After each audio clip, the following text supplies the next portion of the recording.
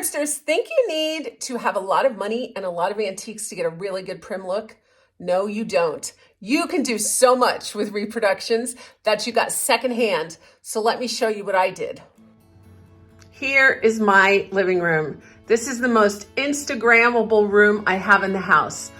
Every Instagram post I do of this room, people just fall in love with it. They go crazy over it because it has a really good prim look, doesn't it?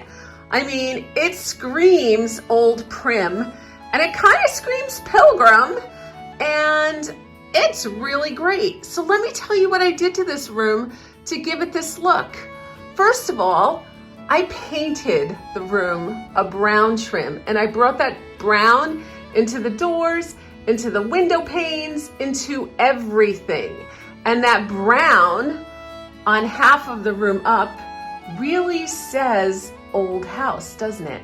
The other thing that helps me are the 12/12 windows. Very, very cool.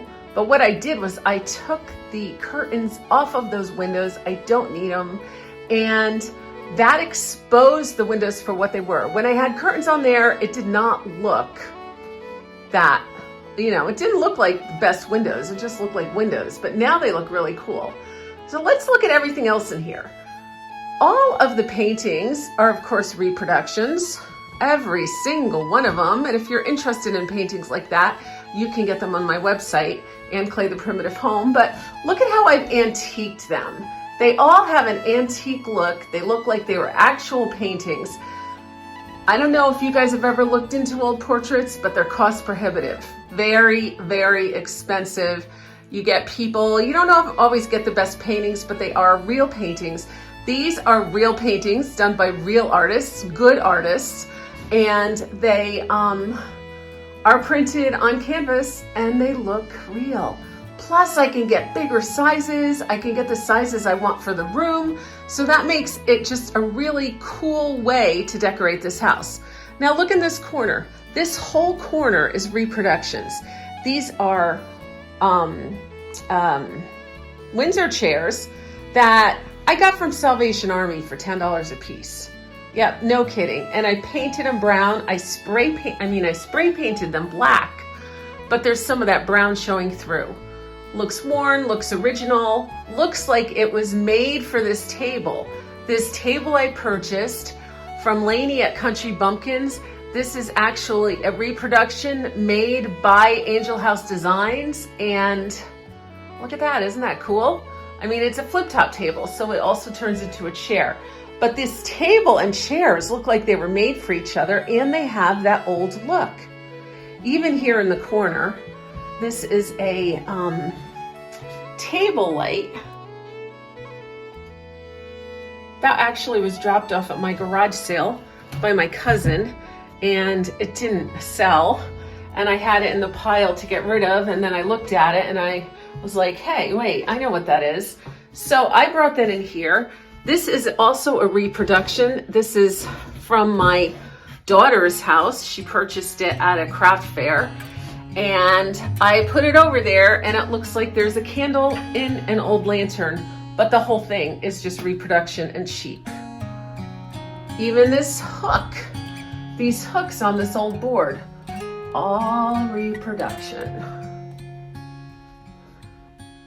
Everything here, reproduction.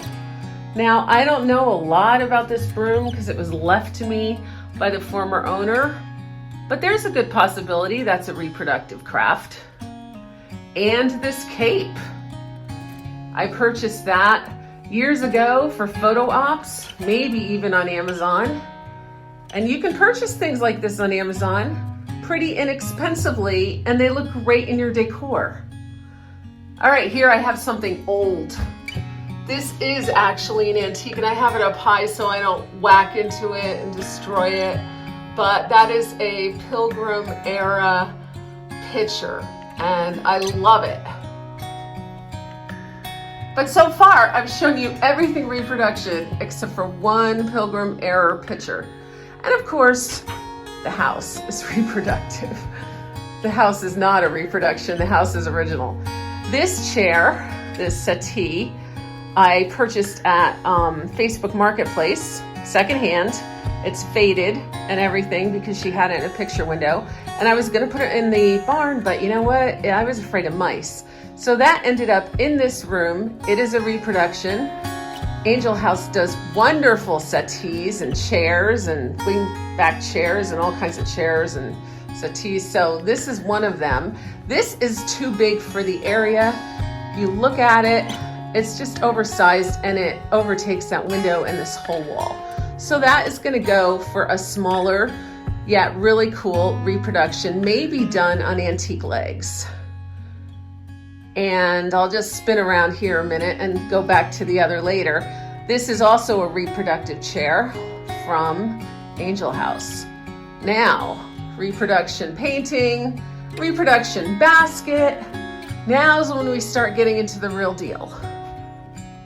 This step back cabinet is an antique, as is this Betty lamp.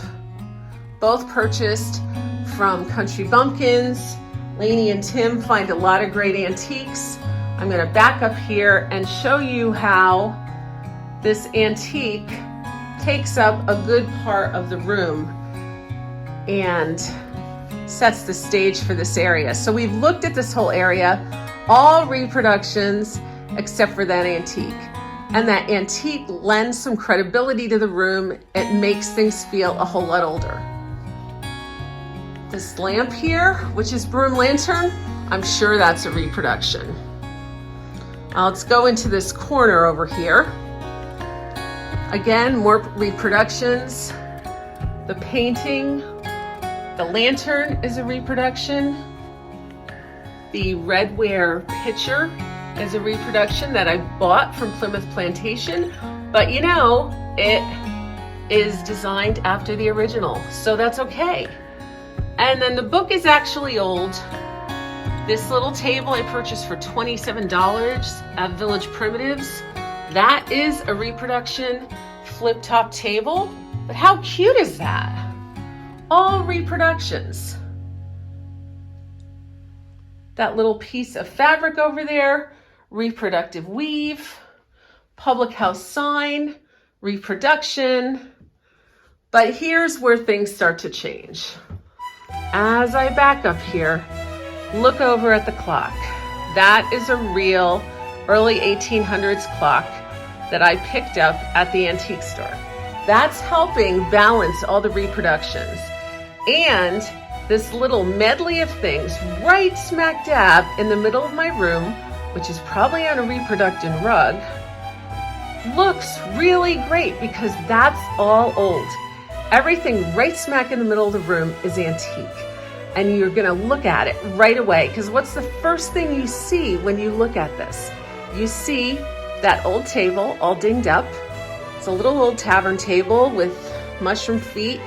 I don't even know the age of it. It's seen so many better days, but just by very nature of being so banged up, it makes you feel like it's really old.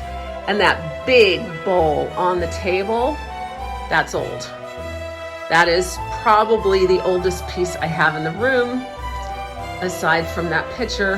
This is a burl bowl, also purchased from Nancy at Log Cabin Antiques, and wow, you know, isn't that beautiful? Made from a burl root on a tree. Now this is gorgeous. Tinkertown Antiques sold me these two chairs. This is a banister back chair, Jacobean style. See the flourishing on there? When you look at the top of that chair, next to that clock, with that portrait of that woman in the background, it says to you old. Your mind right away clicks into the 1700s time period. This is an original old banister back chair. Now, I could also get this look with a reproduction banister back chair, but I think the old one really lends some credibility to the space. Also here is another antique. This is a early 19th century antique, and this is a corner chair, also purchased from Tinkertown Antiques, and it's got the flower of life on there, carved in there, And it looks really Pilgrim era, very primitive, and it carries the space. So you can mix very easily your second-hand reproduction antiques that you can get so inexpensively with a couple pieces, a couple really well-selected pieces, and get that very early American look for less.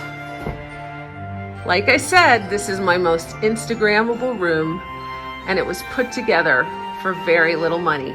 If I can do it, so can you.